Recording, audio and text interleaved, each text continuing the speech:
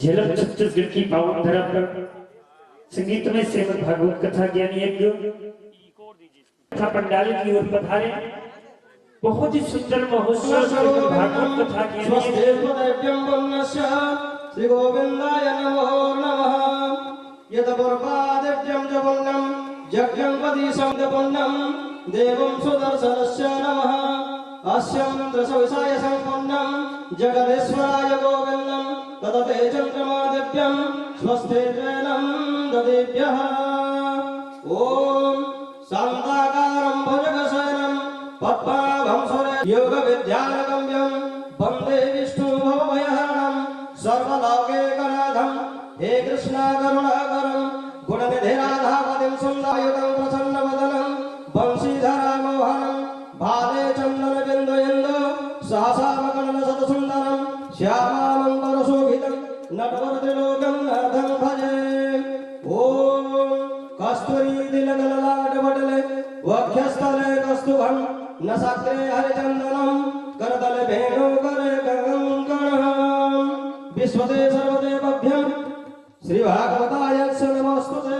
श्री गोविंदाय नमः। ग्रामदेवताय नमः। कुलदेवताय नमः। यज्ञदेवताय नमो। जिसे आई भगवान की पवन मंगल में आरती की ओर हम आप जुड़े। पावन कथा के द्वितीय दिवस की पावन आरती के क्रम से पावन जुड़े श्री भक्त अपने स्थान पर खड़े हुए हैं और भगवान की पवन मंगल में आरती हम आप बड़े श्रद्धा भाव से आस्था के साथ श्री माते बिहारी तेरी आरती गिरधरे तेरी आरती श्री माते बिहारी तेरी आरती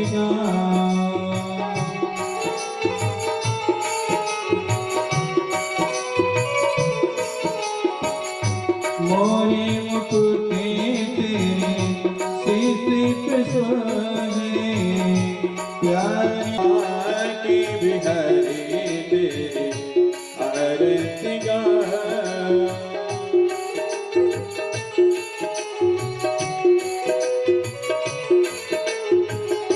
चरणों से निकली है गंगा प्यारी इसने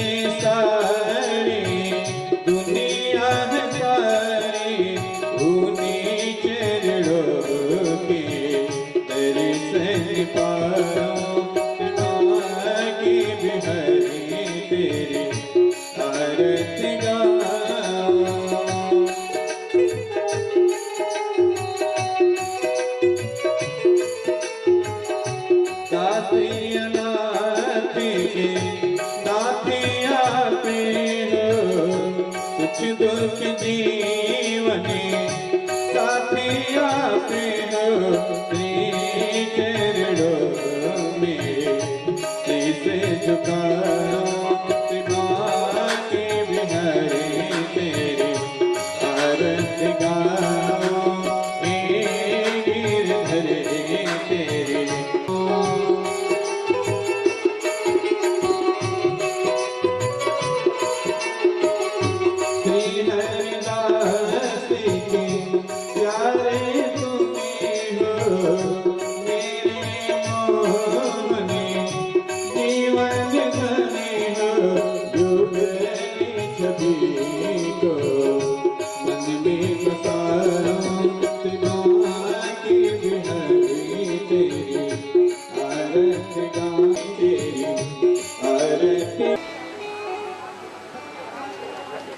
आप लोग स्वागत करें।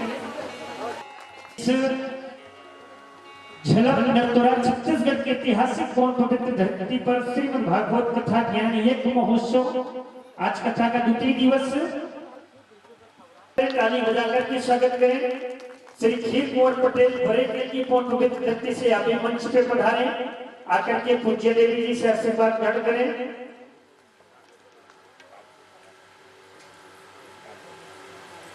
श्री भूमराम पटेल श्री भैरवराम पटेल कुंवर पटेल की पवन देवी जी से आशीर्वाद ग्रहण करें। जय जनक राम पटेल भूतपूर्व सरपंच कोको भाटा जिनके यहाँ भी कुछ दिन पूर्व था।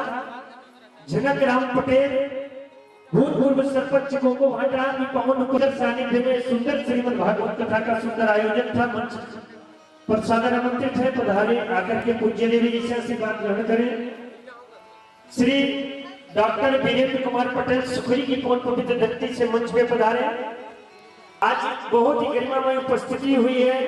बड़े भैया श्रद्धेय श्री दिनेश चौधरी जम्मर से चौधरी परिवार के द्वारा 4 अप्रैल से 11 अप्रैल विजय चौधरी जम्मर राम कथा का सुंदर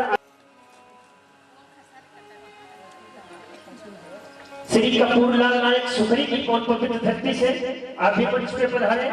सीताराम चौधरी जम्मर की पवन पवित्र धरती से आप भी मंच पे पधारे। रामजी पटेल नरतोरा की पवन पवित्र धरती से मंच पे पधारे।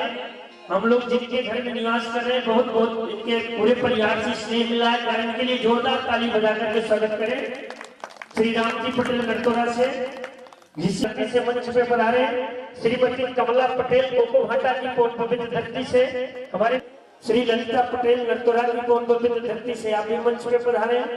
श्रीमती लक्ष्मी पटेल नरतोरा से मंच पे पधारे। राम कुंवर पटेल अर्जुनी से आप भी मंच पे पधारे। पूज्य देवी जी से आशीर्वाद ग्रहण करें। इस नरतोरा झलक ललित पटेल अर्जुनी से आप भी मंच पे पधारे। और हमारे बीच में आदरणीय बड़े भैया किशोर पटेल गोटिया की रजपालपुर की पवन पवित्र धरती से सपत्नी से पधारे हुए हैं। पिछली शिवरात्रि के पावन पर्व पर बहुत ही सुंदर शिव भगवान स्वागत करें। आकर के पूज्य देवी जी से आशीर्वाद ग्रहण करें।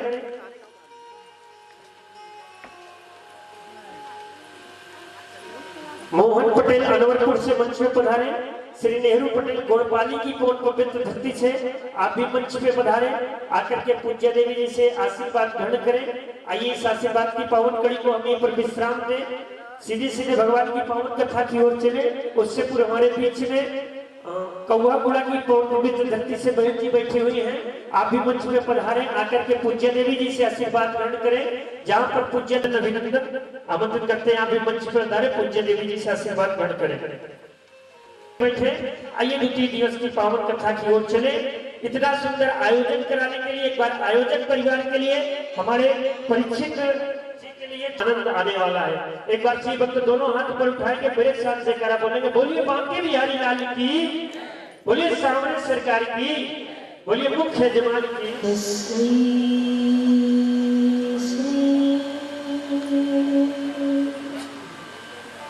गणेश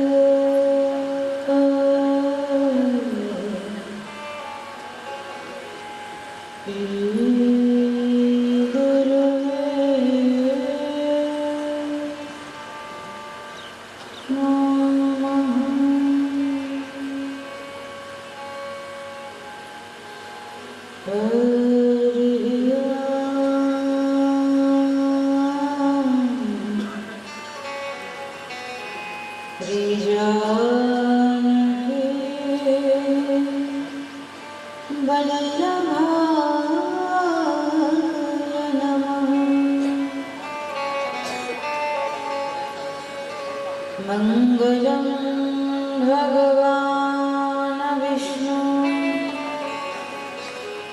मंगलम गरुड़ध्वज मंगलम पुंडरीकाक्ष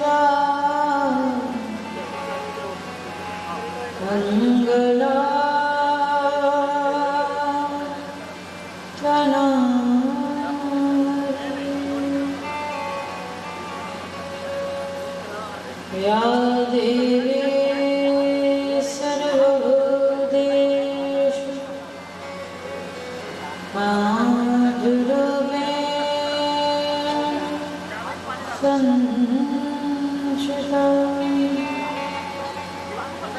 नमस्तस्यै नमस्तस्यै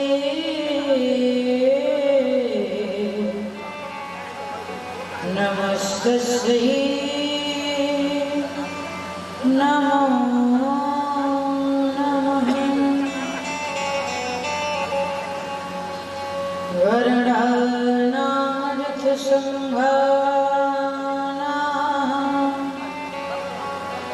रसना छन्दसामपि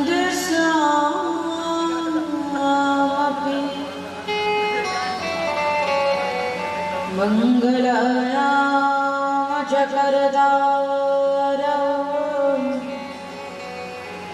वन्दे वाणी विनायको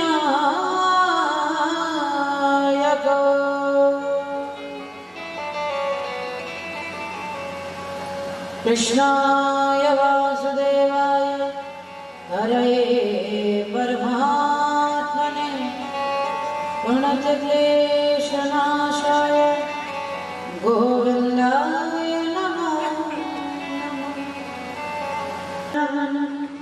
जय जय नवल किशोर जय गोपी चित चोर प्रभु जय जय महारानी श्री राधा रानी श्री हनुमान जी महाराज की श्रीमदेव भगवान की श्री सीताराम जी महाराज की भवानी शंकर की श्री सद्गुरुदेव भगवान की श्री अयोध्या धाम की सत्य सनातन धर्म की बोले वृंदावन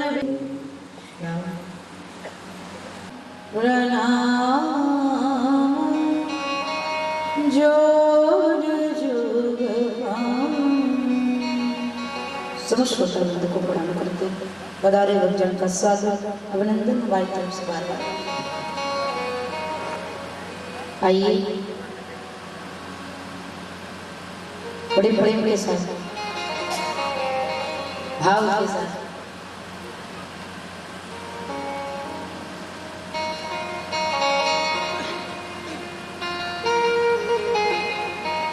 सप्त दिवसीय श्रीमद् भागवत महापुराण सप्ताह ज्ञान की पावन कथा आज कथा का द्वितीय दिवस अस्तु परमपिता परमेश्वर के श्री मनोकंपा सद्गुरुदेव भगवान का आशीर्वाद जगत जननी जगदम्बा मां भगवती की कृपा इस पवित्र पंडाल में हम पावन परमात्मा की सुंदर लीलाओं का रस स्वादन करने के लिए रसपान करने के लिए पधारे हैं। अस्तु आइए द्वितीय दिवस की पावन मधुर कथा का श्रवणपान करें रसपान करें गुणानुवाद करें उसे परवाही भगवत नाम कीर्तन करते हुए अपनी बाड़ी पवित्र करें। भगवान का नाम एक कहा जाए तो औषधि है और कहा जाए तो बहुत सुंदर सा साधन है। हमारा मन हमारी अंतरात्मा हमारा शरीर हमारी जिह्वा हमारे कान हमारे नेत्र नासिका ये संसार के भोग विलास संसार के विड़ावों में विलुप्त है। अगर इसको स्वच्छ करना है पवित्र करना है पावन करना है निर्मल करना है तो भगवान के भजन रूपी सावन से अपने मन रूपी पात्र को धुले प्रक्षालित करें सुंदर करें स्वच्छ करें। आइए मनसा वाचा कर्मणा मन से वचन से कर्म से भगवत नाम कीर्तन करके बाड़ी को पवित्र करें प्रेम के साथ। बोल वृंदावन बिहारी लाल की बोले हनुमान जी महाराज की। आइए प्रेम के साथ भाव के साथ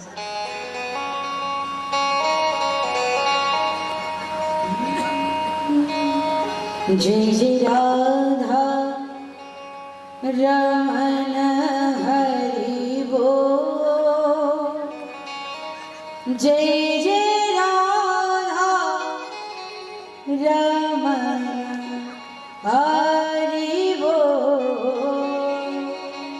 बड़ा पावन नाम आइए ताली की सेवा देते हैं। जय जय राधा रमन हरि बोल जय जय राधा रमन हरि बोल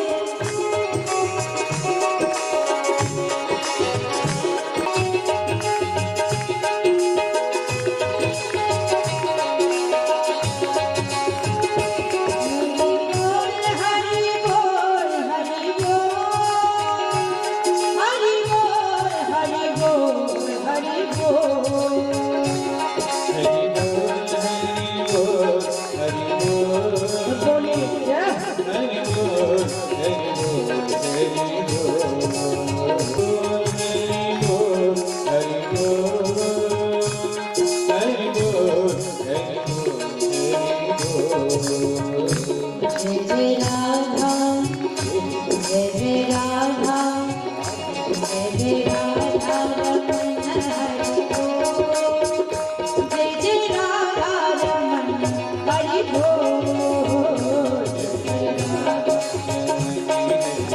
हरि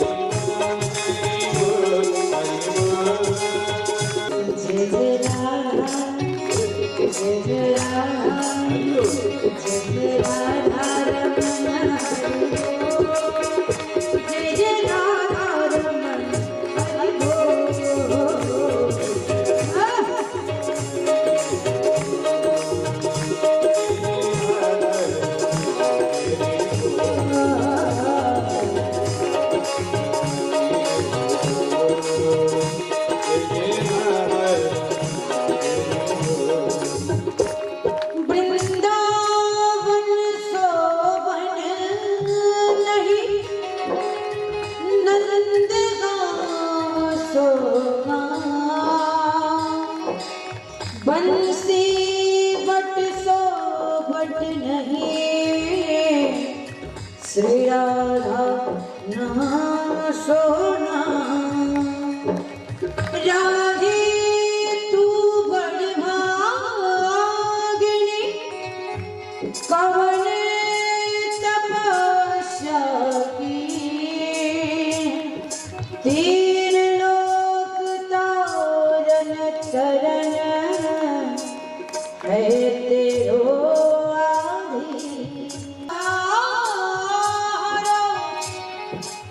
राधा ना गई सो जातन की छाए बड़े श्याम हरित दोती हो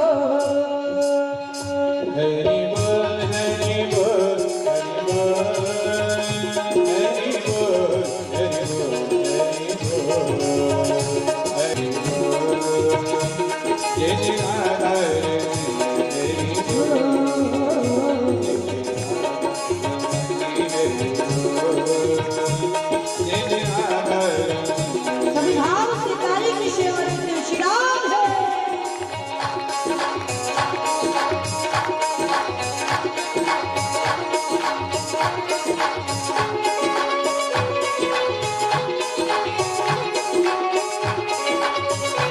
श्री राम है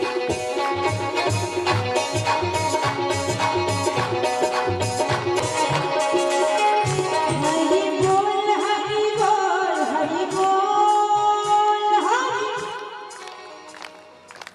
कीर्तन कर रहे थे देर से सब हरि बोल हरि बोल हरि बोल हरि बहुत सुंदर पीछे से भी आवाज आनी चाहिए लगना चाहिए श्रोता बैठे हरि बोल हरि बोल हरि बोल हरि हरि बोल हरि बोल हरि बोल हरि लंबे लंबे हाथ खड़े करेंगे थोड़े थोड़े सबके हाथ ऊपर होने चाहिए, किसी का हाथ नीचे नहीं होना चाहिए। सब लोग लंबे हाथ खड़े करते हैं। एक साथ ताली की सेवा हरि को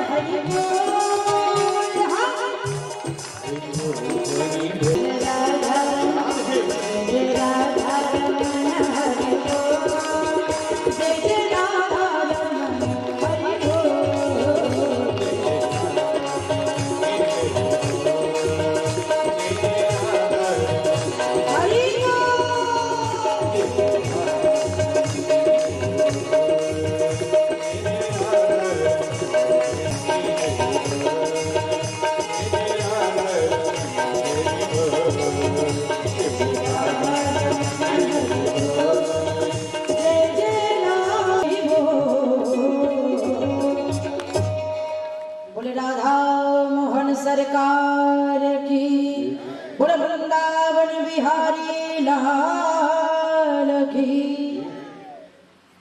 तथा धन्या कृष्ण लोक फलप्रदा, कृष्ण लोक फलप्रदा। धन्य भगवती वार्ता प्रेत पीड़ा विनाशिनी। ये भगवान की कथा मनुष्यों का तो कल्याण करती ही करती है, धुंधकारी जैसे प्रेत को भी मुक्ति दिला देती है। और अंत में क्या होता है? कृष्ण लोक फलप्रदा, भगवान श्री श्याम सुंदर के धाम की प्राप्ति होती है, जिसका नाम है वैकुंठ, है ना? कल हम सब भागवत महात्मा की चर्चा को श्रवण पान किए। अच्छा, वैकुंठ क्या है? बड़ी ध्यान से सुनिए। स्वर्ग क्या है? हम आप कहते तो हैं कि स्वर्ग जाना है, लेकिन स्वर्ग जाने के लिए क्या लगता है और स्वर्ग क्या है, वो ध्यान से सुनिए। स्वर्ग एक 5 स्टार होटल है, होटल। स्वर्ग 5 स्टार होटल है, VIP हुई। बहुत बड़े बड़े होटल, जैसे मुंबई में एक बहुत बड़ा होटल जिसका नाम है ताज होटल। बड़े बड़े लोग वहां पर 10,000 में चाय मिलती है केवल, बस 10,000 की एक कप चाय मिलती। हम तो कभी गए नहीं, सुना है बस, गए नहीं। ताज होटल बड़ा बहुत VIP है ना भैया? आप लोग गए हुए सुने। स्वर्ग के 5 स्टार होटल को ध्यान से सुनिएगा हमारी भाव को। एक 5 स्टार होटल जहां पर सारी व्यवस्था है। गर्मी के महीने में AC मिलेगा, ठंडी के महीने में हीटर मिलेगा। जिस चीज की आप चाह करेंगे वो आपको सारी व्यवस्था वहां पर उपलब्ध मिलेगी। जैसे 5 स्टार होटल में आप गए, गाड़ी से उतरे, जैसे होटल में प्रवेश करेंगे, मुख्य द्वार पर सिक्योरिटी वाले खड़े रहते दरवाजा खोलने के लिए, और सलाम भी मारते हैं, बड़े आदर के साथ ले जाते हैं। होटल में आप गए, आपका बैग उठाकर पीछे से लोग ले गए, कमरे में आपको बिठाया, AC वाले रूम में आप बैठे, जब मन करे जो मन करे वो ऑर्डर दे करके बुला लो। लेकिन आप उस 5 स्टार होटल का आनंद तभी ले सकते हैं, बहुत ध्यान से सुनिएगा। VIP 5 स्टार होटल में जाने के लिए पैसे की आवश्यकता पड़ती है, और स्वर्ग भी बिल्कुल उसी वीवीआईपी होटल की तरह है। और स्वर्ग में जाने के लिए पुण्य की आवश्यकता पड़ती है। अगर आपके पास आपने पुण्य अर्जित किया है तो आपको स्वर्ग जैसे 5 स्टार होटल में एंट्री मिल जाएगी। लेकिन कब तक? जब तक आपके जेब में पुण्य है। जिस प्रकार से पैसा रहने के बाद आप होटल का आनंद ले सकते हैं, उसी प्रकार से पुण्य रहने के बाद स्वर्ग का आनंद ले सकते हैं। पैसा खत्म होटल से बाहर और पुण्य खत्म तो स्वर्ग से फिर इसी धरती पर पटक दिए जाओगे। फिर आओ पुण्य एकत्रित करो, फिर स्वर्ग जाओ, फिर पुण्य खत्म, फिर पटक दिए जाओगे। लेकिन स्वर्ग जाने वाला व्यक्ति धरती पर बार बार आता है, लेकिन वैकुंठ जाने वाला व्यक्ति दोबारा कभी लौट कर नहीं आता। अब बताओ स्वर्ग जाओगे कि वैकुंठ? स्वर्ग जाने वाले कितने हाथ उठाओ? है 3-4 लोग हैं भाई। और वैकुंठ कितने लोग जाएंगे? हाथ उठाओ। यात्रा बढ़ गई, यात्री बढ़ गए। लेकिन इसके लिए हमको आपको धर्म करना पड़ेगा, सत्कर्म करना पड़ेगा, पुण्य करना पड़ेगा, नाम जाप करना पड़ेगा, नाम कीर्तन करना पड़ेगा। जब तक हम आप भगवान का आश्रय नहीं लेंगे, भगवान के नाम का जाप नहीं करेंगे, इस भव सागर से पार होने वाले नहीं हैं। हम आप महात्मा की चर्चा को श्रवण किए। कृष्ण लोक फलप्रदा ये भागवत परम धीमहि सत्यम परम धीमहि जन्माद्यस्यतो वनान्तरतस् चार्थे सुविद्या स्वराट तेने ब्रह्म हृदयात् कवये मुह्यन्ति सूर्यः तेजो वारिमृदा यथा विनिमयो यज्ञशर्गो वृषा धाम्ना स्वेन सदा निरस्तकुहकं सत्यम परम धीमहि।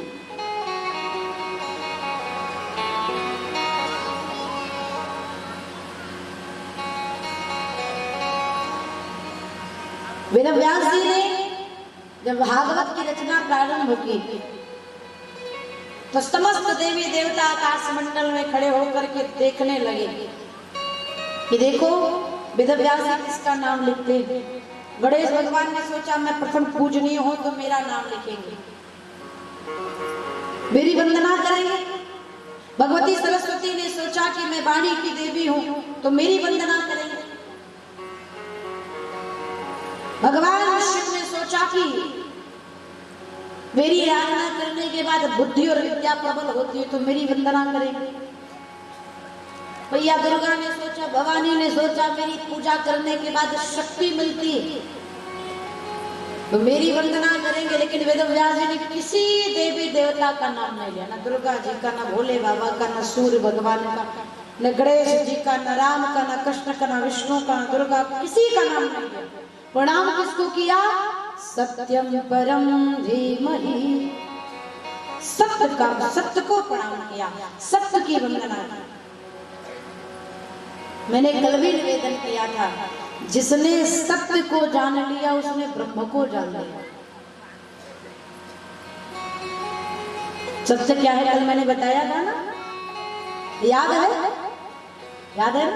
हाँ। सत्य 2 चीज है, जिसने सत्य को जान लिया उसने ब्रह्म को जान लिया।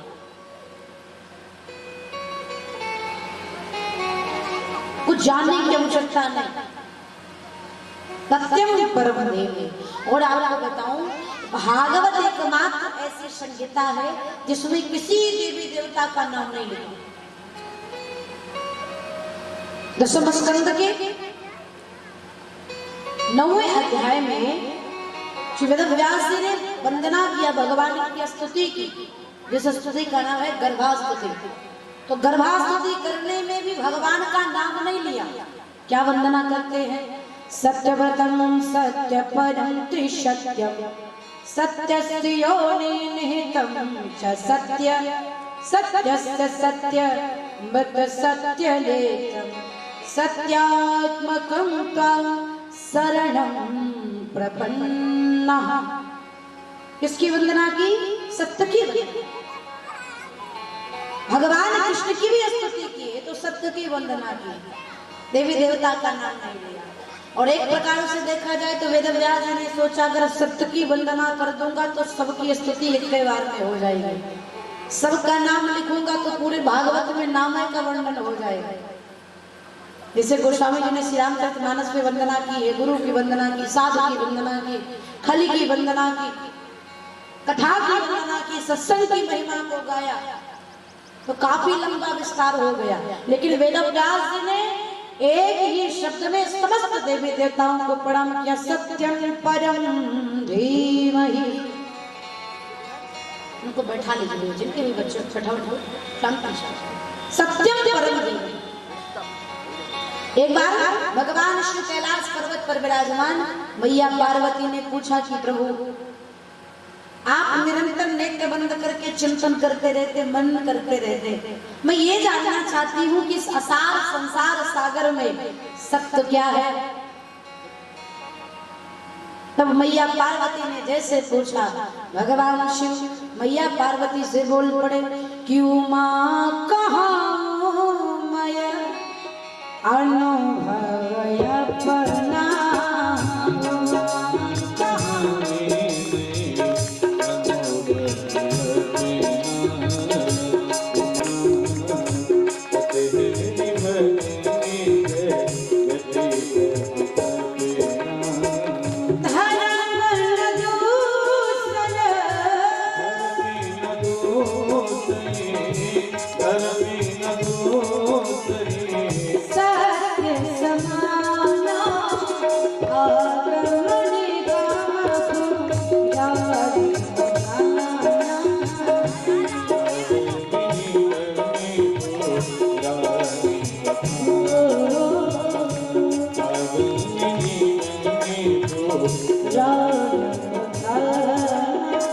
मेरे अनुभव से भगवान का नाम ही सत्य है।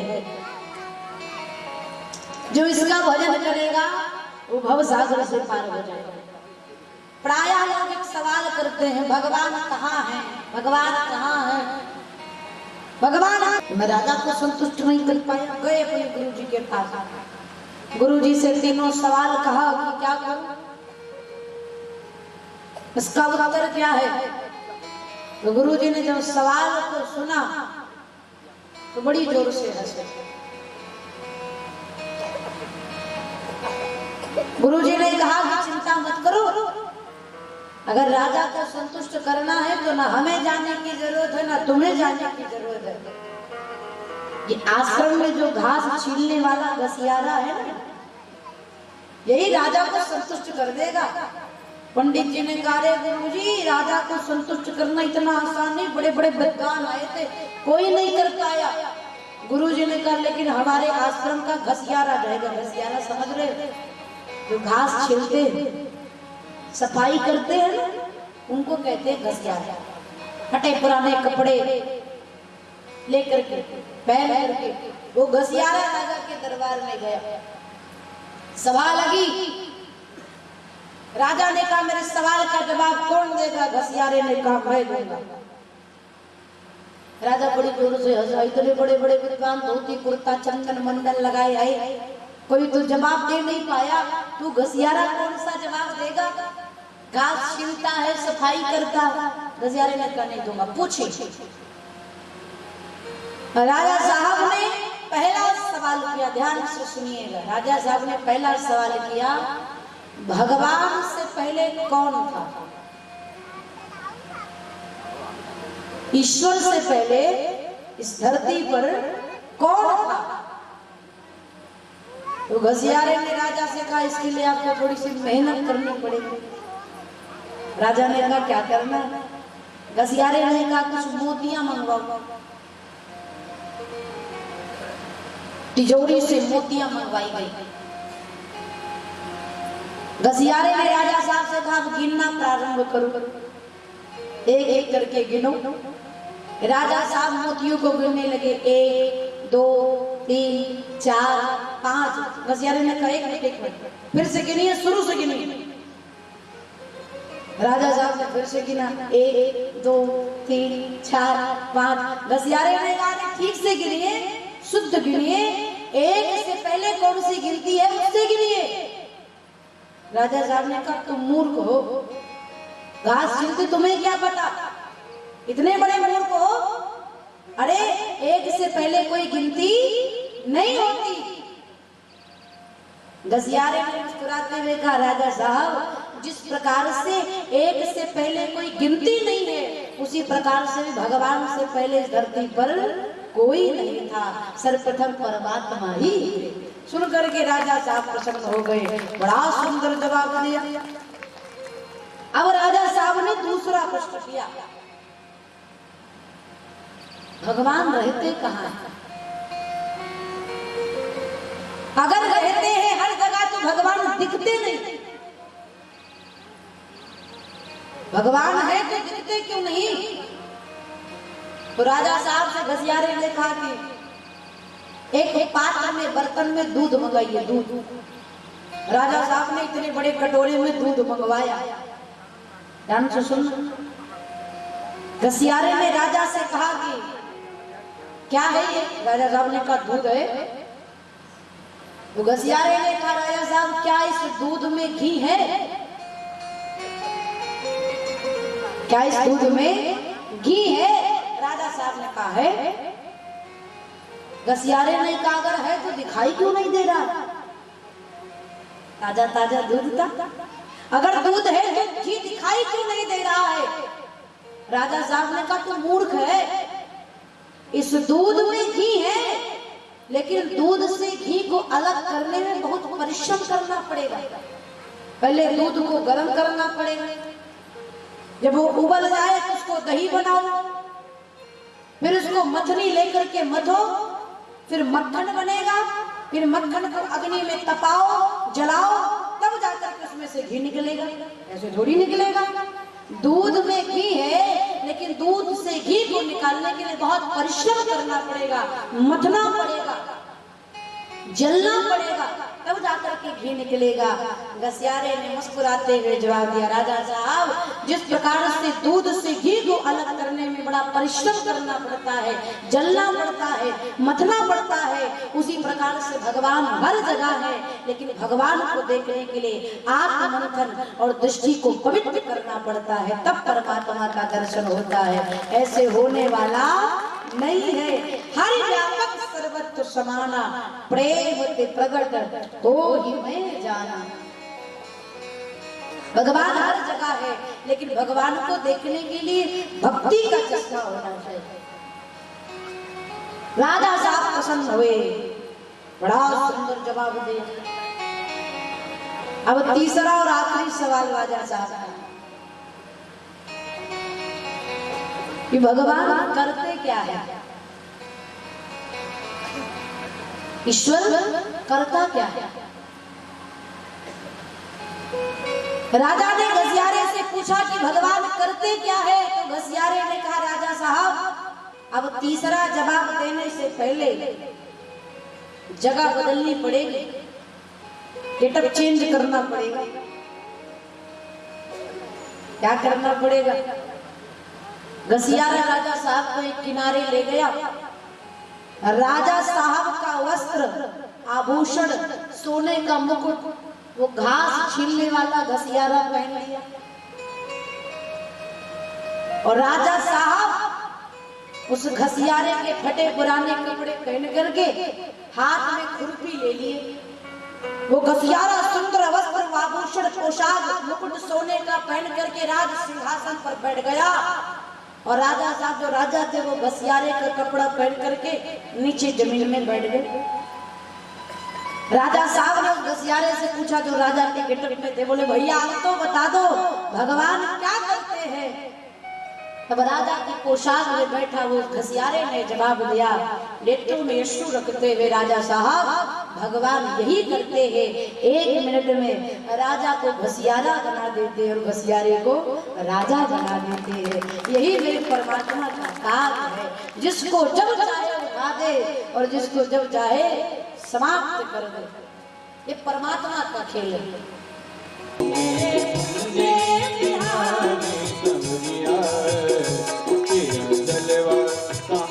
भगवान हर जगह नाव से ताली पीछे वाले थे।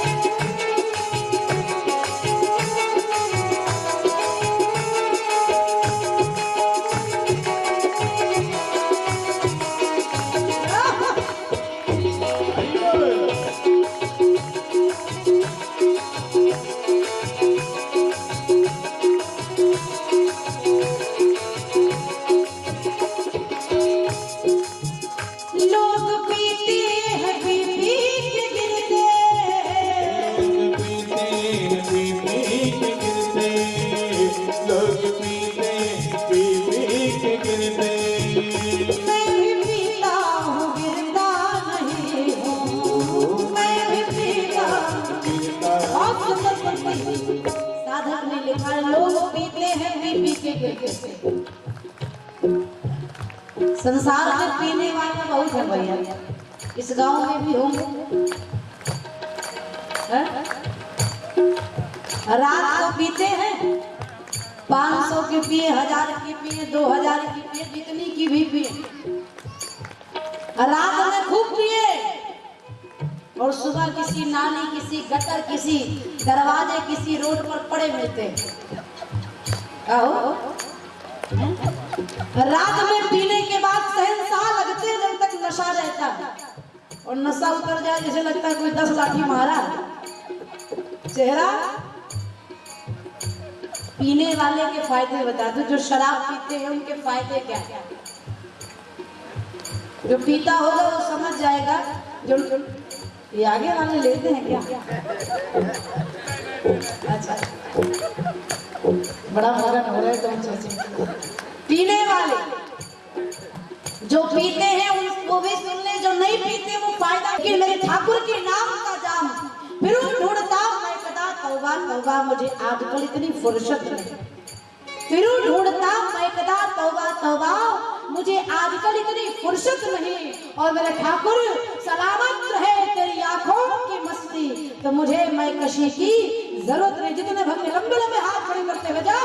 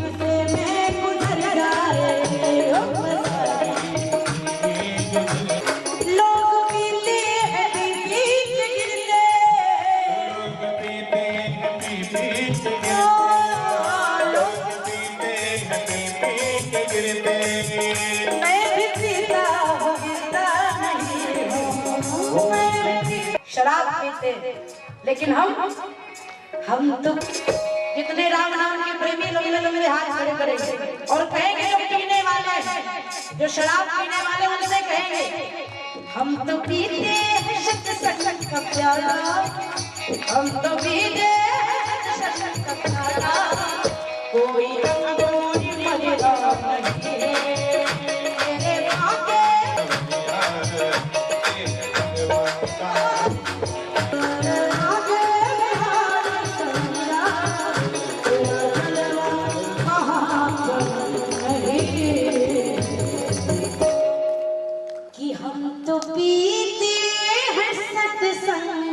प्याला कोई अंगूरी मदिरा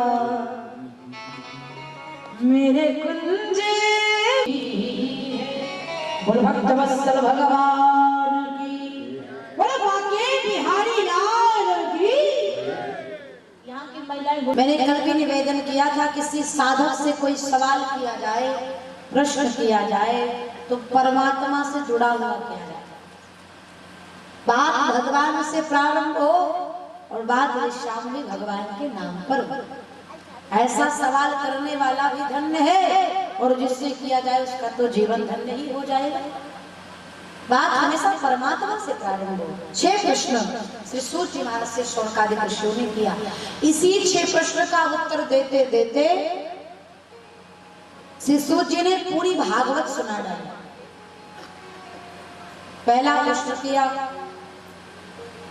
शास्त्र का सार क्या है? हम लोग राम कथा सुनते हैं, भागवत कथा सुनते हैं, गीता सुनते हैं, सत्संग प्रवचन सुनते हैं, लेकिन इन सारे शास्त्रों का, सारे पुराणों का, सारे वेदों का सार क्या है? निचोड़ एक शब्द में। दूसरा प्रश्न किया, भगवान अवतार क्यों लेते थे?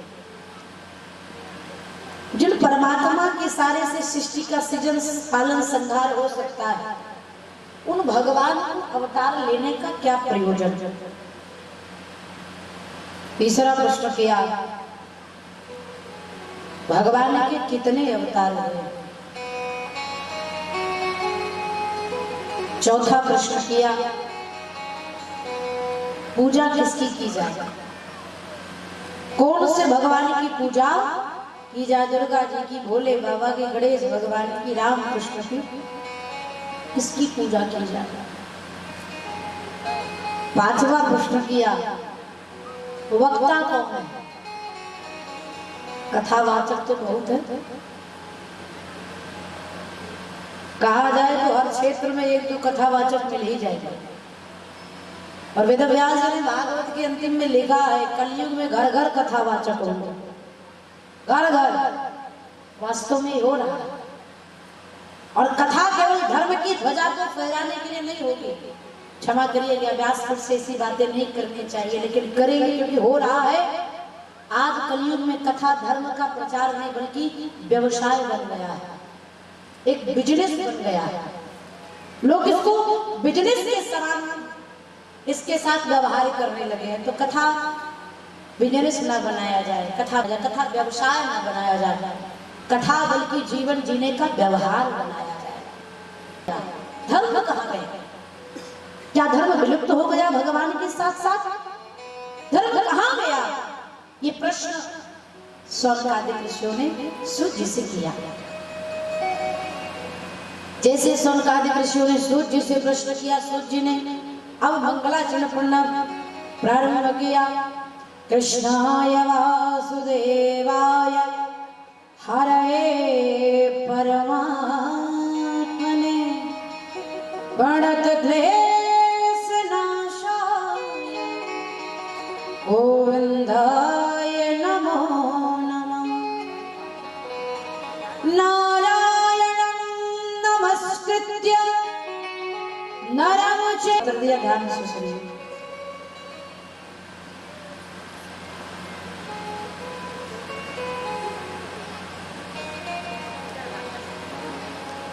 पहले प्रश्न का उत्तर दे। शास्त्र का सार क्या है? छोटी बात में समझिए। समस्त वेद पुराणों का, शास्त्रों का सार क्या है?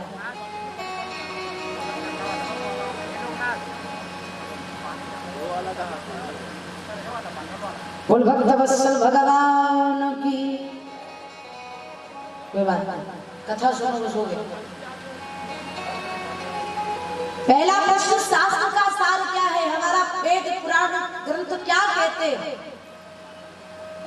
तो श्री सूत जी महाराज ने उत्तर दिया, समस्त वेद पुराणों का एक सार है कि जो व्यवहार हमको आपको प्रिय ना लगे, किसी दूसरे के साथ नहीं करना चाहिए। यही शास्त्र शिक्षा देता है। हम आप 7 दिन कथा सुनेंगे तो क्या सुनेंगे? सुनने के बाद क्या ग्रहण किया जाए? यही ग्रहण किया जाए मेरी माताओं बंधुओं को। जो व्यवहार हमको प्रिय ना लगे, किसी और के साथ ना करें। यही मनुष्य का धर्म है और यही शास्त्र हमारी शिक्षा देता है। अपने जीवन को सुयोग्य कार्य बनाएं, सुमार्ग बनाएं। दूसरा प्रश्न किया, भगवान अवतार को लेते हैं तो गोस्वामी बाबा कहते हैं, जब जब होई धर्म कै हानि, बाढ़ई असुर अधर्मय अभिमानी, तब तब धरि प्रभु विविध शरीरा, करहि कृपा निधि सजन पीरा। जब जब धरती पर अधर्म होते हैं, अत्याचार होते हैं, पाप होते हैं, तब भगवान दैत्यों का विनाश करने के लिए और भक्तों को आह्लादित करने के लिए इस धरा पर पधारते हैं। तीसरा प्रश्न, भगवान के कितने अवतार हैं? तो भागवत जी में भगवान के 24 अवतारों का वर्णन हुआ है। वैसे तो भगवान के अवतार अनंत हैं, लेकिन भागवत के अनुसार भगवान के 24 अवतार हुए। कलयुग में भी वर्ष करके भक्तों को आह्लादित करेंगे। चौथा प्रश्न किया जो हमारे आपके लिए लाभकारी है, पूजा किसकी की जाए? भागवत सुनो तो सबकी देख रेख करो। आई पति की वजह से हो, लेकिन देखभाल परिवार का करना चाहिए। उसी प्रकार से इष्ट एक हो, आराध्य एक हो और पूजा सबकी करो। जैसे राम जी आपकी इष्ट हैं, राम जी आपके आराध्य हैं, इसका मतलब ये नहीं कि राम की पूजा करो, भोले बाबा के यहाँ मत जाओ। नहीं नहीं, भोले बाबा की भी पूजा करो और भोले बाबा से यही मांगो कि बाबा राम जी के चरणों में मेरा प्रेम अगाध हो जाएगा, अनुराग और बढ़ जाएगा। प्रेम सबसे करिए, पूजा सबकी करिए, इष्ट एक बनाइए। पांचवा प्रश्न किया, कथावाचक कौन श्रेष्ठ है? वक्ता कैसा होना चाहिए? तो श्री सूत जी महाराज सोनकादि कृष्णों से कहते हैं, वक्ता वही श्रेष्ठ है जो बड़ी बात को छोटी बात में समझा दे, गागर में सागर भरने का काम करे और जिसकी बात सबको समझ में आ जाए। वक्ता ऐसे भी होते हैं, बहुत बड़े बड़े विद्वान होते हैं जो केवल संस्कृति बोलते हैं, तो लोग जब कथा सुनने आते हैं तो यही कहते हैं, जाकर बताते हैं, अरे भैया बहुत अच्छे कथावाचक है, इतनी सुंदर कथा बोलते, इतनी सुंदर कथा बोलते कि एक भी समझ में नहीं आती, पूरा उड़ जाती है, इतनी अच्छी कथा बोलते। तो वैसे कथावाचक के जब कथा तो बड़ी अच्छी बोले लेकिन जब समझ में ना आए तो कैसी कथा? कथा वो जो हमको आपको समझ में आ जाए, जो हमारे अंतर आत्मा तक पहुंच जावे, वही वक्ता श्रेष्ठ है। 6वां प्रश्न किया, धर्म हकम शरणम गता, धर्म किसकी शरण में गया? तब श्री सूत जी महाराज कहते हैं, धर्म का कारण पालन पोषण करने के लिए परमहंस श्री सुखदेव स्वामी का, जो सुखदेव स्वामी गंगा के तट पर राजसी परीक्षित को कथा सुनाई। सुखदेव जी भगवान श्री राधा रानी के परम लाडले थे। पराशर जी की पत्नी हुई सत्यवती के गर्भ से वेदव्यास जी का आगमन हुआ। वेदव्यास जी उत्तराखंड चले गए, सरस्वती नदी के तट पर साम्यप्राश नामक आश्रम बनाया, 17 पुराणों की रचना की। नारद जी आए, चतुश्लोकी भागवत दिया, 4 श्लोक को वेदव्यास जी ने 18,000 श्लोकों में वर्णित किया। और जब भागवत संहिता तैयार हो गई तो ये भागवत सौंपी किसको जाए? तब विचार करने लगे, मेरे पुत्र सुखदेव, भागवत का वास्तव में अधिकारी वही है जिसने काम को जीता हो। पांडव के में जन्म लिए महाराज भीम की गदा के प्रहार से धृतराष्ट्र का पुत्र दुर्योधन, जिसकी जंघाओं पर पूरा शरीर उसका वज्र के समान कठोर था, केवल उसकी जंघाओं को छोड़कर भगवान श्री कृष्ण ने इशारा किया तो भीमसेन ने दुर्योधन की जंघाओं पर प्रहार किया। मरणासन पर है, दुर्योधन कह रहा है, कलज रहा है, रुदन कर रहा है। पांडवों की विजय हो गई, कौरवों की हार। यहाँ पर एक बात समझिएगा, सब लोग सदगृहस्थ बैठे हैं, श्रेष्ठ श्रोता बैठे हैं। कौरवों की इतनी विशाल सेना, भारी सेना जो पराजित हो गई, और पांडव में केवल 5 लोग थे, वो विजयी हो गए। एक तरफ दुर्योधन को बिठाया और एक तरफ अर्जुन को बिठाया।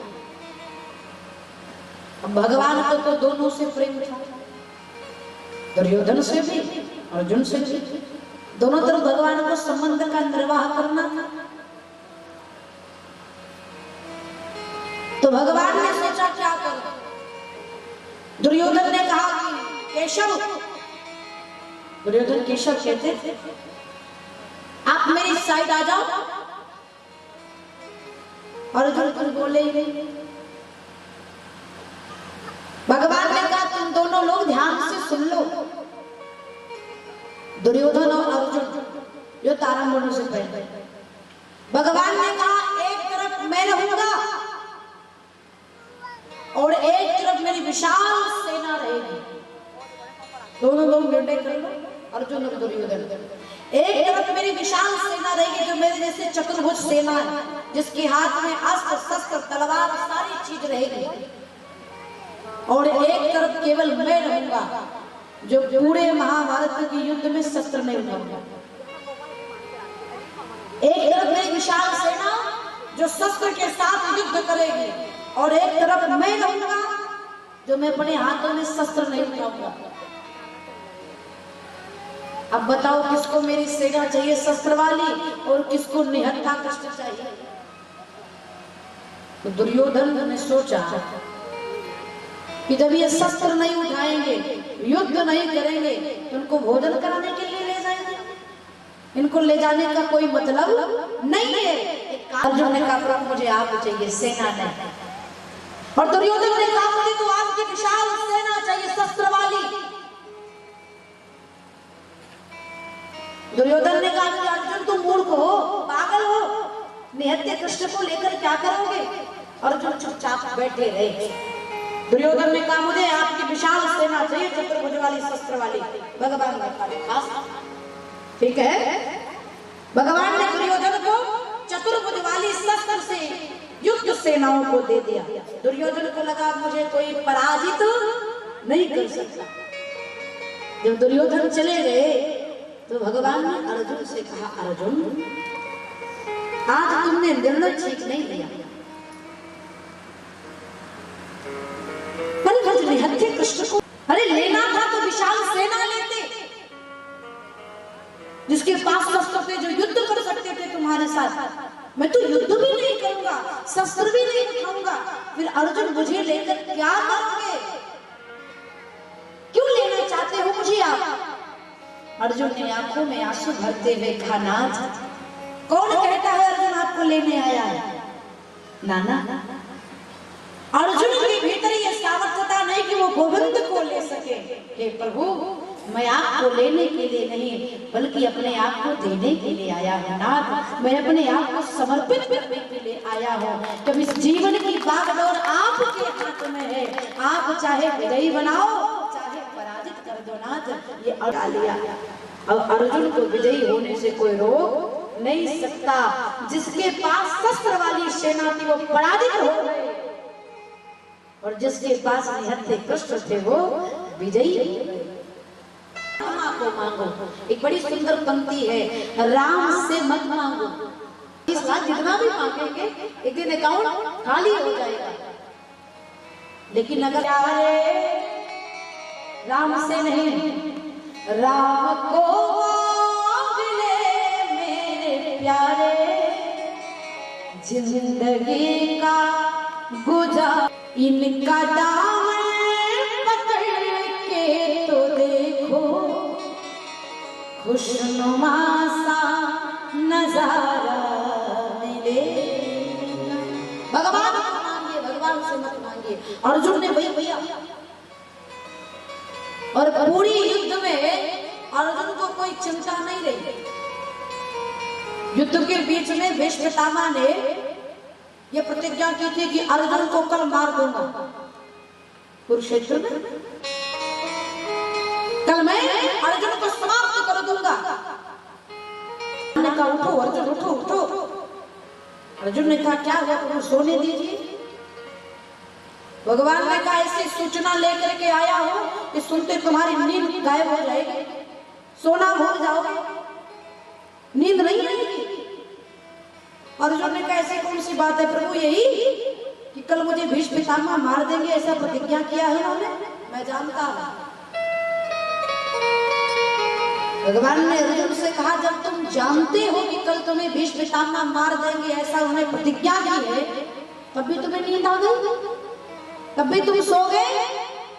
अर्जुन ने कहा सीधी सी बात है गोविंद, जिसके लिए आप जाग रहे हो भला उसे जागने की क्या हो सकता है? वो तो निश्चित होकर के सोएगा ही, तो उसे जागने की आवश्यकता नहीं है। हमें चिंता नहीं उनकी, उन्हें चिंता हमारी है। हमें चिंता नहीं उनकी, उन्हें चिंता हमारी है। हमारी नाम का रक्षक सुदर्शन चक्रधारी है।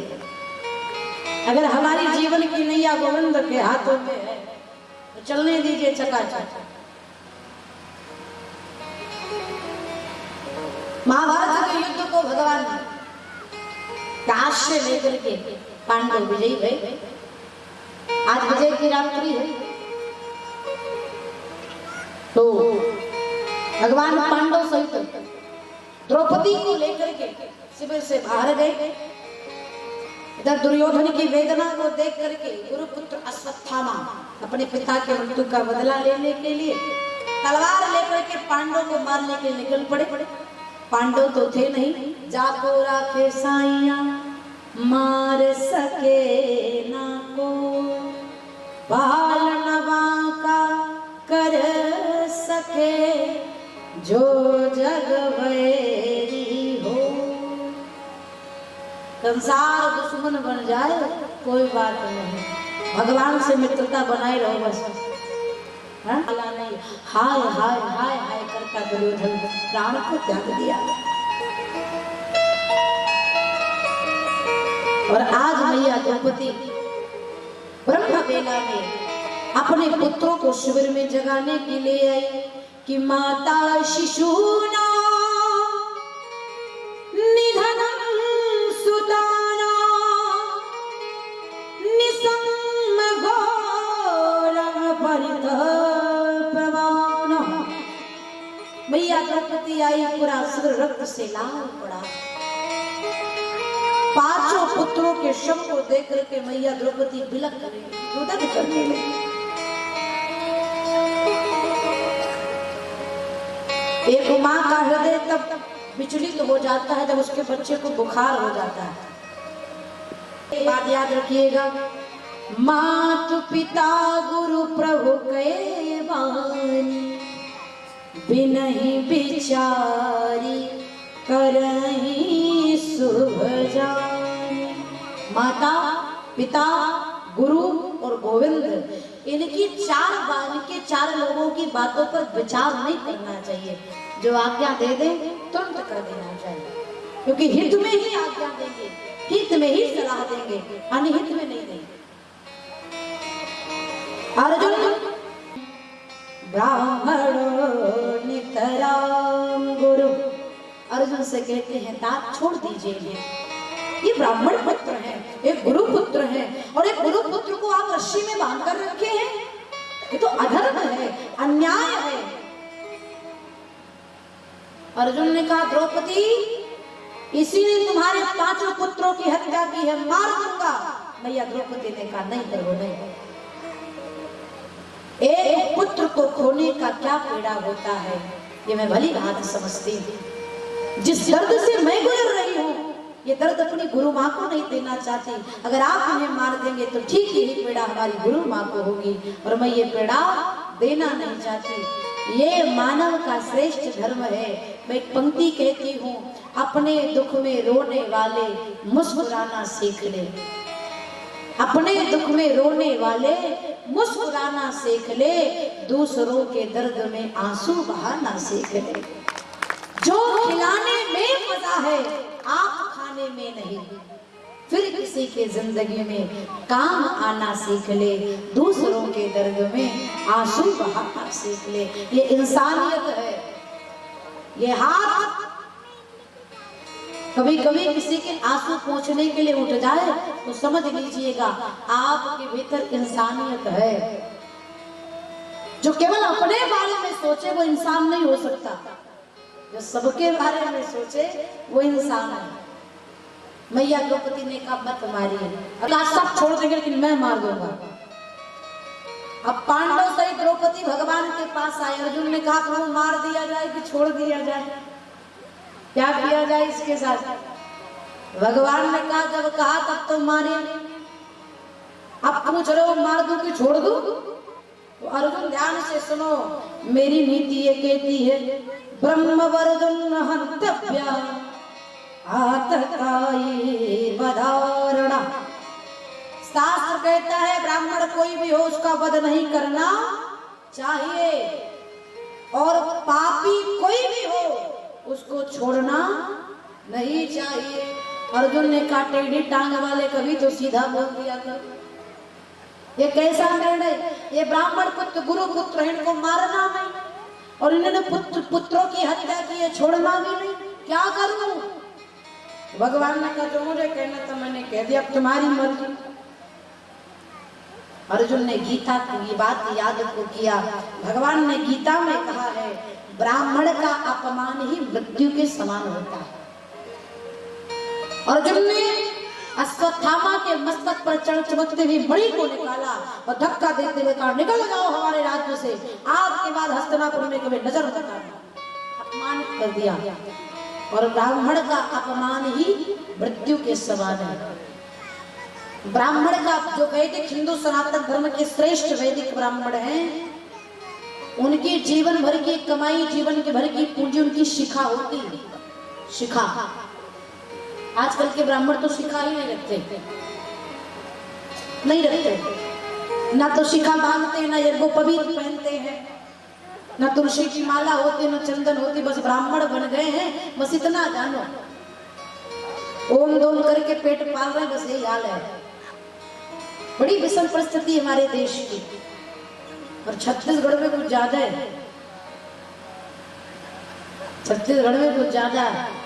यहाँ पर अन्य किसी जाति का भोजन शुद्ध नहीं है। मुझे इस बात की ग्लानि बहुत कम होती है कि पटेल नायक परिवार में मांस का प्रयोग होता है। दुख इस बात का बहुत कम है, लेकिन सबसे ज्यादा दुख तब होता है कि जब ब्राह्मण मांस और मदिरा का प्रयोग करता है। अब उस समय शर्मिंदगी से झुक जाता है कि हमारे भारत देश के, हमारे वैदिक हिंदू सनातन धर्म के परंपरा का निर्वाह करने वाले श्रेष्ठ ब्राह्मण हैं। जिस मुख से वैदिक मंत्र का पाठ करते हैं, उसी मुख से मदिरा और मांस का सेवन करते हैं। मुझे तो शर्म आती है उनको ब्राह्मण कहते हैं। ऐसे व्यक्ति को ब्राह्मण नहीं कहा जाएगा। जो कर्म से ना हो, जाति से कैसे हो सकता है? जब तक आपका कर्म श्रेष्ठ नहीं होगा, आप ब्राह्मण बनने के अधिकारी नहीं है। भले ब्राह्मणत्व तो अपने भीतर लाइए, कर्म करिए, तब आप जगत में पूजनीय होंगे। हर कोई चाहता कि लोग मुझे प्रणाम करें, साष्टांग दंडवत करें। कर्म नहीं हो फिर भी सोचते।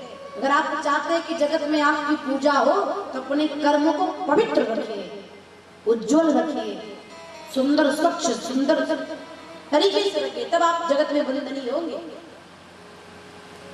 अश्वत्थामा को अपमानित कर दिया। अश्वत्थामा ने सोचा अब पांडवों में वंश में कोई पानी देने वाला नहीं होगा। अभिमन्यु बैठे थे, क्या लाज बचा पाए? नहीं बचा पाया। पूरा सभा लगा था, क्या किसी ने रक्षा की? नहीं की। अंतोगत्ता में द्रौपदी की सहायता करने के लिए भगवान पधारे। तो जब भगवान के ही शरण में जाना है, तो जगत से अपेक्षा क्यों करें? क्यों करें हम अपने जगत वालों से? मैया उत्तरा ने प्रार्थना की, भगवान अगुष्टे का स्वरूप बनाकर उदर में प्रविष्ट हुए और चारों तरफ प्रदक्षिणा करके भगवान ने ब्रह्मास्त्र को शांत किया। शिशु ने भगवान का दर्शन किया, और यहीं पर मैया कुंती ने 19 श्लोकों में भगवान की स्तुति की। कृष्णाय वासुदेवाय देवकी नंदनाय च नंद गोप कुमाराय गोविंदाय नमो नमः। नमः पंकजनाभाय नमः पंकजमालिने नमस्ते पंकजनेत्राय नमस्ते पंकजयाग्रहे। कि विपदो नैव विपदः संपदो नैव संपदा विपदा विस्मरणं विष्णु संपन्नारायण स्मृति। हे देवी नंदन वसुदेव नंदन नंदन नंदन कृष्णचंद्र, ये कुंती आपके चरणों में प्रणाम करती है।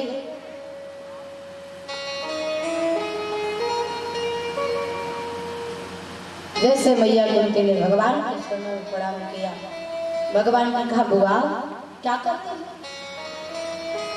अरे मैं आपका भतीजा कृष्ण हूं। मैया कुंती ने कहा प्रभु आज मोह का पर्दा कुंती के हृदय पे मत डालना। मैं जानती हूं आप ब्रह्मा हैं, ईश्वर है, परमात्मा है। भगवान ने कहा अगर मैं परमात्मा हूं बुआ तो मांगो क्या चाहिए? क्या चाहिए आपको? क्या मांगा है मैया कुंती ने? संसार के लोग मांगने वाले बहुत हुए, लेकिन मैया कुंती जैसी मांग आज तक किसी ने नहीं करी। भगवान ने कहा कहो हुआ क्या चाहिए तुम्हें?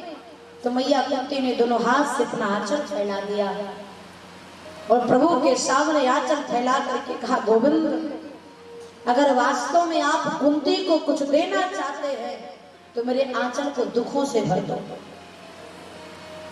जब तक मेरी श्वास चले मेरे जीवन से दुख कभी जाए ना, निरंतर दुख बना रहे।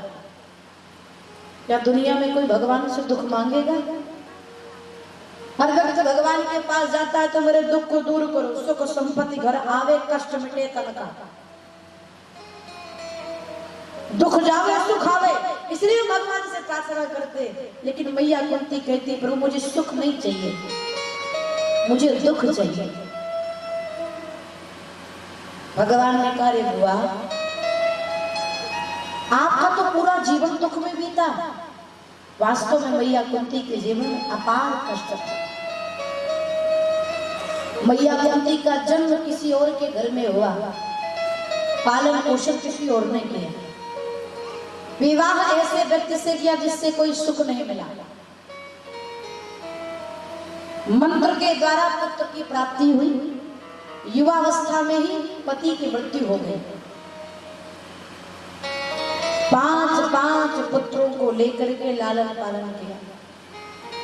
बच्चे बड़े हो गए तो नाना प्रकार की विपत्ति। आपके सामने आपका ज्येष्ठ पुत्र कर्ण, उसकी मृत्यु हो गई। और एक माता पिता के जीवन में सबसे ज्यादा दुखद समय उसी समय आता है जिस समय पिता को अपने बेटे के अर्थी का काका देना पड़ता है और माँ को अपने बच्चे के अर्थी के सामने बैठकर रोना पड़ता है। सबसे बड़ा संकट उसी समय आता है। आपकी आंखों के सामने आपका पुत्र की मृत्यु हो गई और आप कहती मुझे दुख चाहिए। सुख कब आया आपके जीवन में?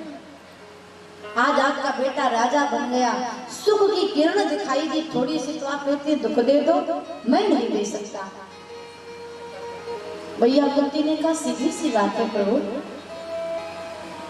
जब तक मेरे जीवन में दुख रहा आप मेरे सब निकट रहे, मेरे पास रहे। मेरे पुत्रों को जब लक्षाग्नि में जलाने का षड्यंत्र किया गया तो आप पिंड बादल बरसात कर दिए, विष दिया गया, उस विष को अमृत बना दिया। महाभारत का युद्ध हुआ, मेरे पुत्रों के साथ खड़े रहे। जब जब जीवन में दुख आया आप मेरे सन्निकट रहे। आज मेरा पुत्र राजा बन गया, मेरे जीवन में सुख आ गया तो मुझे छोड़कर जाने की बात कर रहे हैं? नहीं प्रभु, मुझे सुख से प्रेम नहीं है, मुझे उस दुख से प्रेम है जिसमें आपकी याद हो, जिसमें आपका साथ हो। अगर मैं दुख में रहूंगी तो आप मेरे साथ चलेंगे, अगर मैं सुखी हो जाऊंगी तो आप मुझे पकड़ने वाले नहीं। भगवान पर आश्रित होकर के रहा है। मैया कुंती कहती सुख के माथे सिल पड़े जो हरि हृदय से जाए, बलिहारी वह दुख की जो पल पल नाम जपाए। भीष्मपितामह ने पांडवों को उपदेश दिया। वो भीष्मपितामह पहाड़ों की सैया पर लेटे, शरीर से एक एक बूंद रक्त धरा पर गिरना है। भीष्मपितामह दूसरे पक्षीराज जटायु। राम कथा सुने होंगे तो पक्षीराज जटायु का वर्णन आता है, जिन्होंने लंकापति रावण जब जानकी जी को ले जा रहे थे तो जटायु ने युद्ध किया था रावण के साथ। इसके बाद में दोनों में कितनी भिन्नता है। भीष्मपितामह को बाणों की सैया मिली और पक्षीराज जटायु को भगवान श्री राम की गोद की शैया मिली। को स्वीकार कर सकते थे, लेकिन इसके बाद भी जब हृदय में चोट पहुंचती है, शरीर में चोट पहुंचती है तो मन करता है कि प्रभु मुझे अपने पास बुला ले। भीष्मपितामह बाणों की सैया पर लेटे लेटे और आंख कट गए हैं, घायल अवस्था में पड़े हैं, लेकिन दोनों में कितना अंतर है। पक्षीराज जटायु मुस्कुरा रहे हैं और भगवान श्री राम रो रहे हैं कि जल भरी नयन कहे रघुराई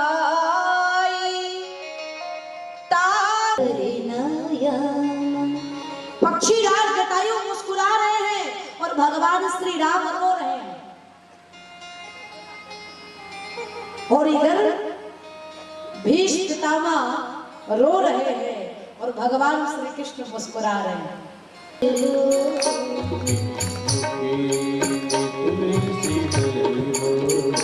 मेरे मुख में तुलसी जले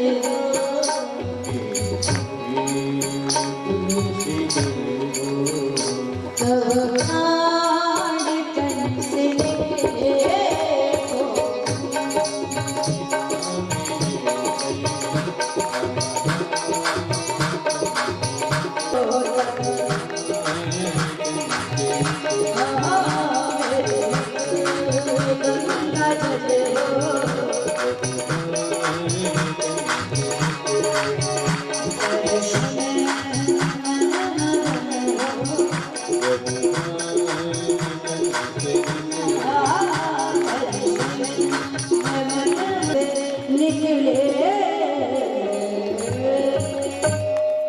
उस व्यक्ति ने कहा, महाराज मेरा नाम कली है, मैं कलियुग हूं।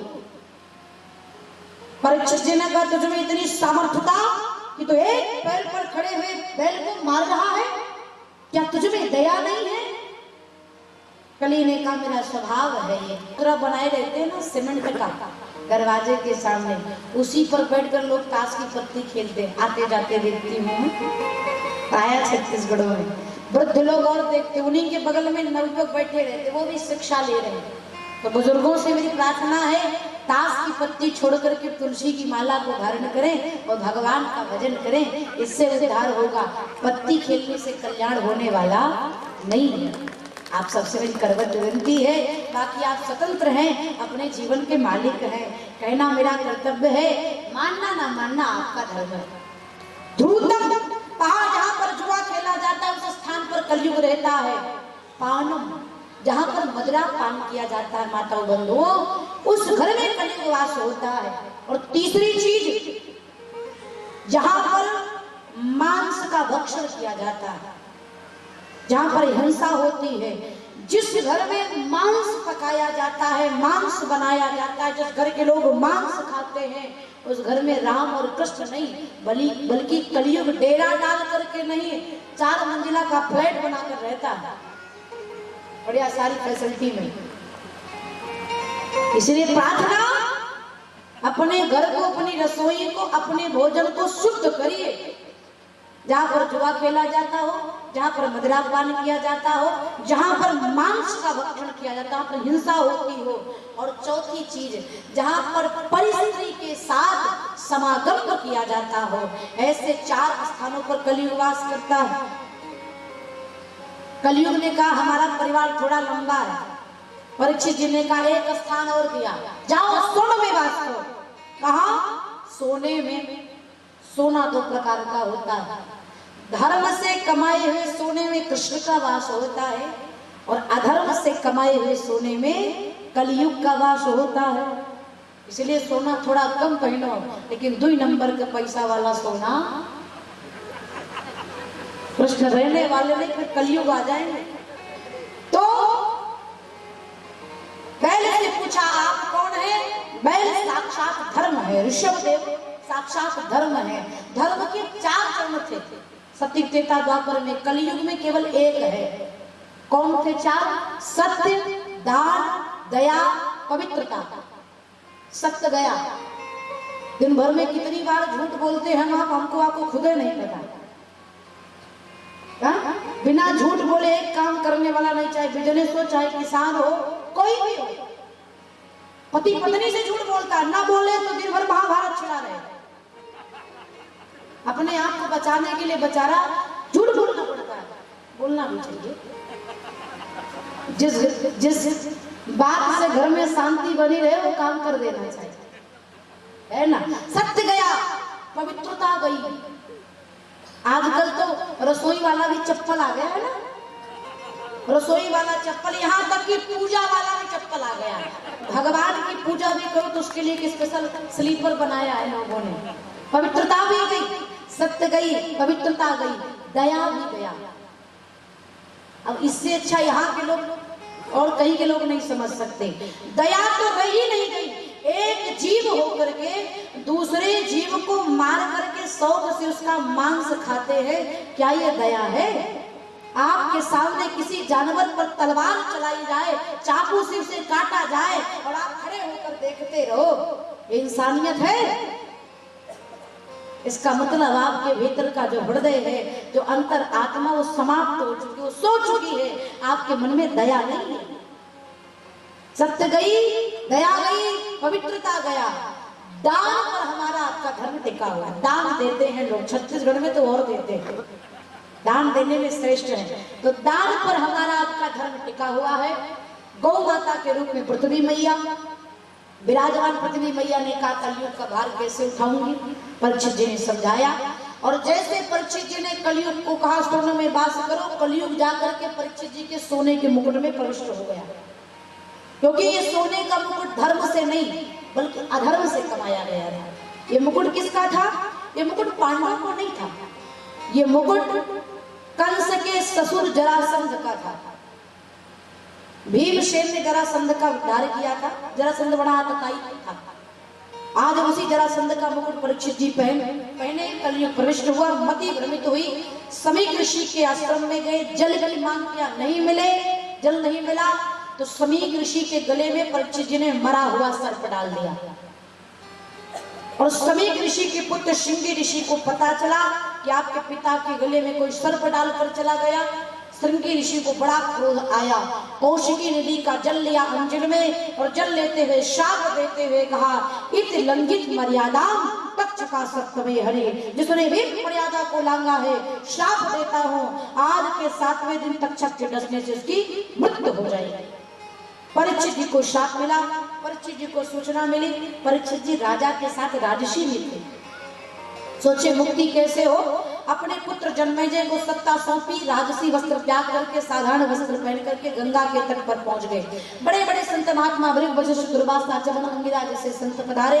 सबसे परीक्षित जी एक ही प्रश्न करते हैं, म्रियमाणस्य किम कर्तव्यम, मरने वाले को क्या करना चाहिए? ये नहीं पूछा कि मेरी मृत्यु है, वो बचूं कैसे, मृत्यु को टाला कैसे जाए। आजकल के लोग तो कहते हैं डॉक्टर से ऐसा इंजेक्शन लगाओ कि हमारे पिताजी 2 महीना और जिए, ऐसी दवाई करो कि हमारे पिताजी 1 साल और जिए। काहे हो?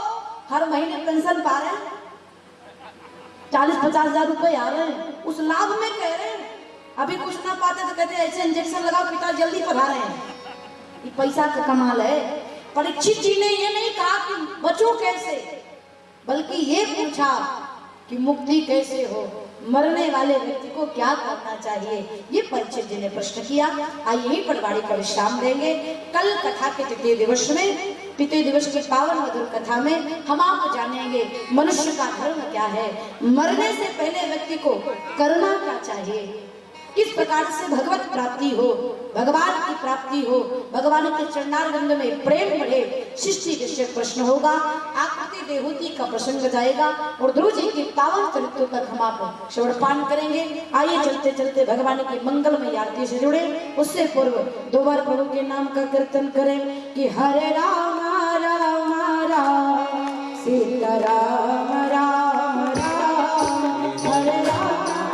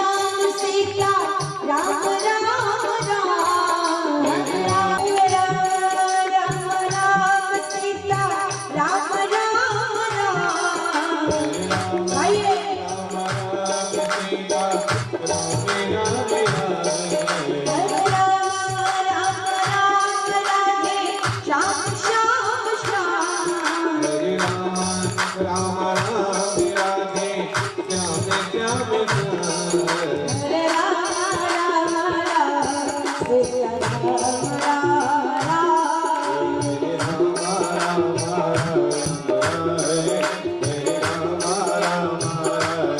सब कहिए तारे की सेवा में तो हरि बोल।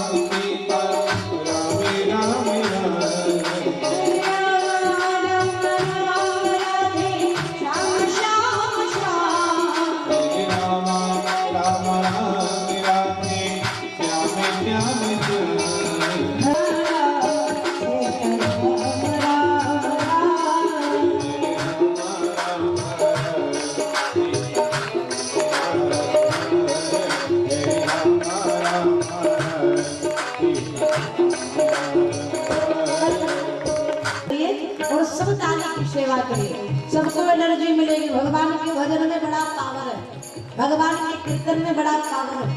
और कलयुग में संजीवनी बूटी का काम करता है भगवान का नाम। इसलिए सभी लंबे लंबे हाथ खड़े करते हुए एक साथ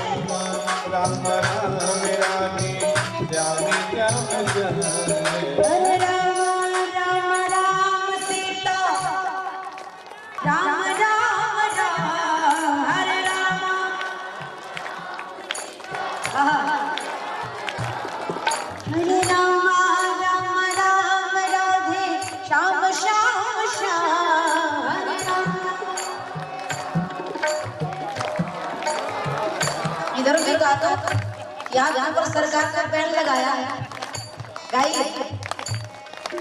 हरे राम राम राम सीता राम राम राम राम राम सीता राम राम राम हरे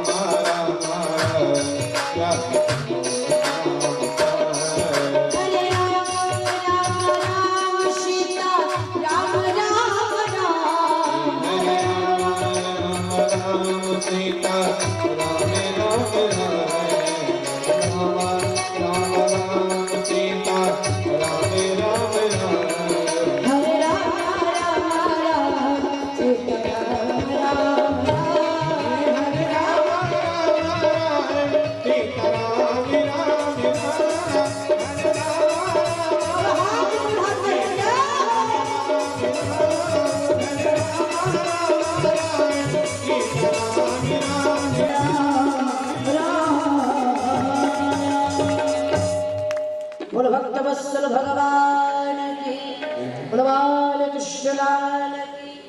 आइए द्वितीय दिवस की पावन मधुर कथा की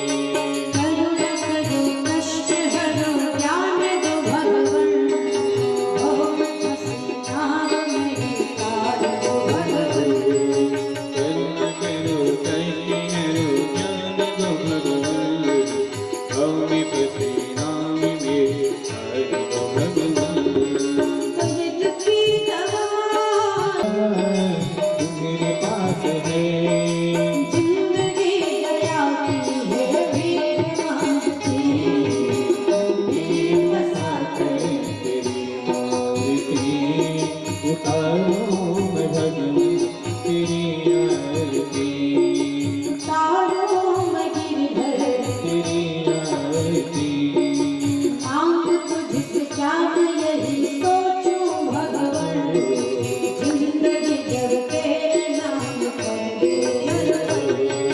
मांग तुझसे क्या मैं यही सोचूं भगवान, जिंदगी जब तेरे नाम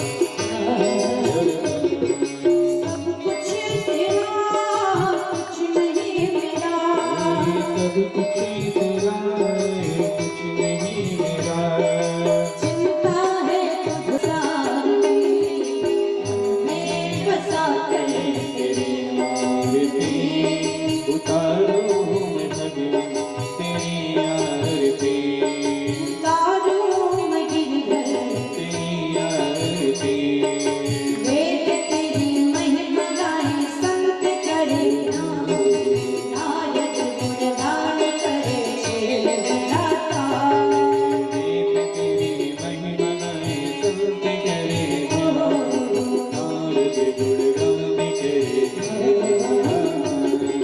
भक्त तेरे द्वार करते हैं पुकार, भक्त तेरे द्वार करते हैं पुकार, दास तेरा गाए तेरी आरती, में बसा कर तेरी मूर्ति, उतारूं मैं भगवान तेरी आरती, उतारूं मैं रघुवर, तेरी आरती, उतारूं मैं गिरधर,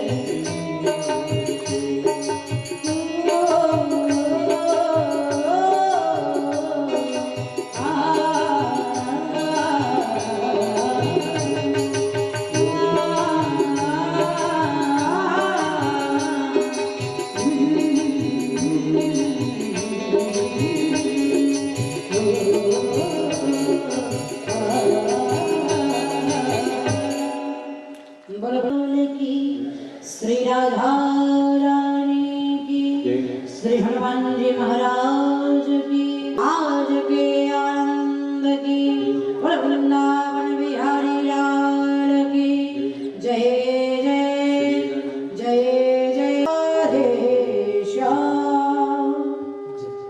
जिन्हें से क्लिक करना क्लिक करके जब तक पहुंची है उनके नाम की घोषणा पुनः भक्तों से निवेदन है। कल पुनः ठीक दोपहर 2 बजे से कथा प्रारंभ होगी।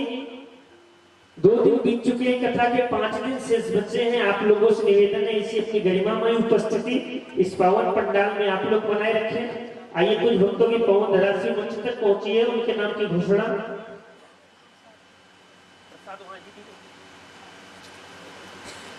स्मृति में श्रीमद् भागवत कथा महोत्सव इस झलक नरतोरा की पावन पवित्र धरती पर एक बार इतना सुंदर आयोजन कराने के लिए हमारे मुख्य जमाने के लिए जोरदार ताली बजा करके आप लोग स्वागत करें, मंच से प्रसाद ग्रहण करें। साथ में हमारे मुख्य जमान जी के बहन जी महनोई जी की आवत पावन उपस्थिति हुई है। डॉक्टर साहब वीरेंद्र नायक जी, हेमलता नायक आमंत्रित करते हैं दोनों जन पधारे आकर के मंच से प्रसाद ग्रहण करें। बड़े की पावन पवित्र धरती पर आज कथा के 2 दिवस में 21 रुपए की पावन धरासी।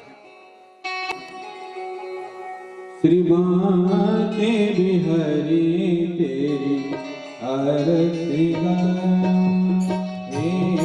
गिरधरे तेरी आरती श्री माते बिहारी तेरी आरती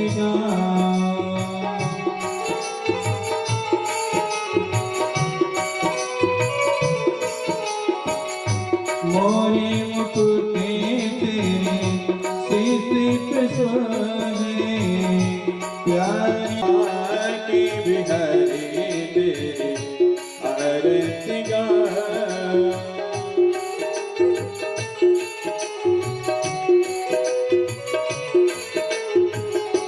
चरणों से निकली है गंगा प्यारी जिसने सारी दुनिया सारी उन्हीं चरणों के दर्शन पाओ की बिहारी तेरी